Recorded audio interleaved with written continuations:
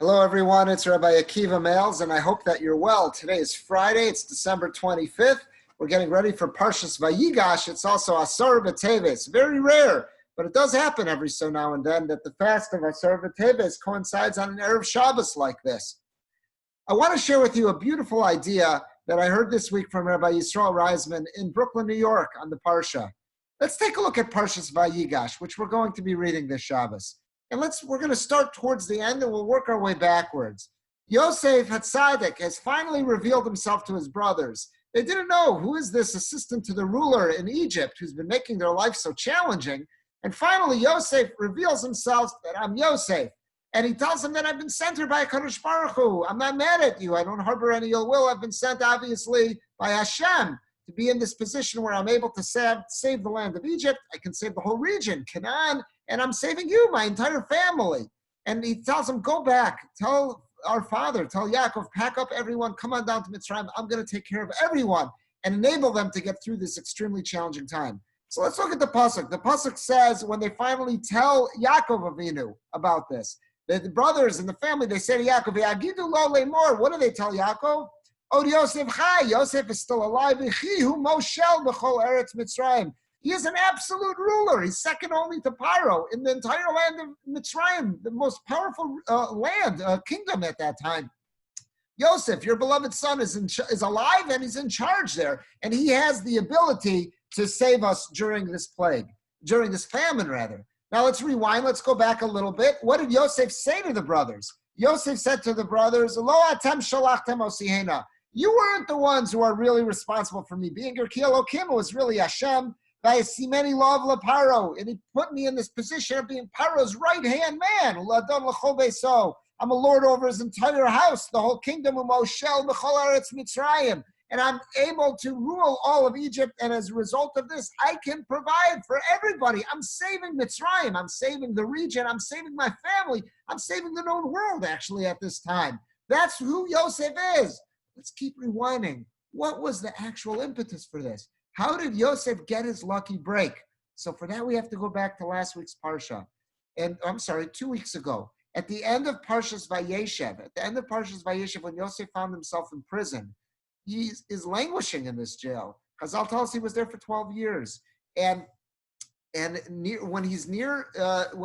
while he's in prison, he encounters the Sar Hamashkim and the Sar Ofim, the chief butler and the chief baker. And the pasuk tells us, "Vayishal esrisei paro asher itov mishpar beis Adonai lemor." He asked these officers of the kings who had been imprisoned in the jail together with him, "Madua penechem ra'im hayom." Why do you look so sad today? 4 words. Madua penechem ra'im hayom. Why are your faces looking so sad today? That's what Yosef said. He basically said to them, guys, I see it looks like you're going through a hard time. What's going on? That's all Yosef said. Those 4 words was the key. That's what turned the key to changing the destiny of Yosef Hatzadik, his entire family, all of Mitzrayim, the entire region, Canaan, everyone, all because of those 4 words that Yosef said. He saw the Sar Hamashkim and the Sar Ofim. They were looking depressed. They were looking down. And he asked them, what's going on? You look like you're going through a hard time. That's all Yosef said. And we know how the story plays out. They tell him about their disturbing dreams that they had. Yosef interprets the dreams. The Sar Hamashkim, the butler, ends up being put in his position back in the palace. And when Paro, 2 years later, has disturbing dreams, and he's looking for someone who can help him understand them and interpret for him, the Sar Hamashkim, that butler says, have I got the guy for you? I know exactly who can help. So where does this whole Yeshua, this whole salvation, where does it all stem from? 4 words that Yosef uttered. Madua penechem roim hayom. Why do you all look so upset? Why are you looking so down this morning? That's what it all came down to. And here was the point Rabbi Reisman wanted to make out of all this. We're living at a time where there are so many people going through challenges. There are people going through incredible health challenges. There are people quarantined. There are people who are feeling depressed. There are people who have lost loved ones. There are people who have loved ones who are terribly sick. There are so many people going through challenges. Those are health challenges. There are people going through mental health challenges at this time. They're feeling so incredibly anxious. There are people going through incredible financial challenges right now. They've lost jobs. They've been downsized. They've taken a pay cut. There are people who are hurting right now. And we know this. We know them. They're relatives. They're friends. They're in our community. They're without our community, wherever. We know people who are going through really challenging times. What's stopping us from picking up the phone and reaching out? I think what's stopping us, and Rabbi Reisman had this point as well, is that we think we have to come up with some kind of magic answer. We have to have some kind of magic solution, what we're going to say to them. And it's just not true. We're thinking to ourselves, what am I going to say? What can I possibly say to alleviate the pain, the suffering that this person's experiencing? I don't have that magic answer, so I'm just not going to reach out. And that's why we refrain from doing so. But that's just not the case. If we really want to show somebody that we care about them, if we really want to be helpful and show our love and support, there's something very simple we can say.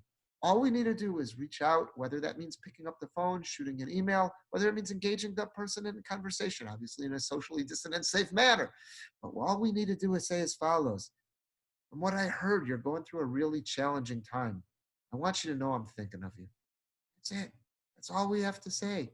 I heard you're going through a challenging time right now. I want you to know that I'm thinking of you. Just letting the other person know that they're not alone, that they're not forgotten, that there's someone else out there who understands that they're going through a challenge, and that we're letting them know we're in their corner. We're here if we can be of any way help possible. That can mean such a difference for a person going through such a challenging time. Not only could that help that other person, we have no idea how that can boomerang back to help ourselves. Look at those 4 words that Yosef said. Ma'adua penechem roim hayom. Oi, guys, you just look so sad. Everything okay?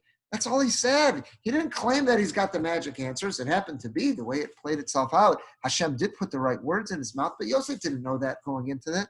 He just said, I'm being a friend. Looks like you're going through a hard time. I want you to know I notice, and I'm thinking of you. That's really all that Yosef said. And look what happened. Look what happened. Those 4 words ended up being the incredible moment that turned the key on Yosef's destiny. Not only did he end up solving the puzzle that the butler was experiencing, but when that butler left, that was Yosef's ticket to freedom, and not just ticket to freedom, ticket to saving Mitzrayim, saving the whole region, and saving his beloved family, being able to provide for them during this terribly challenging time.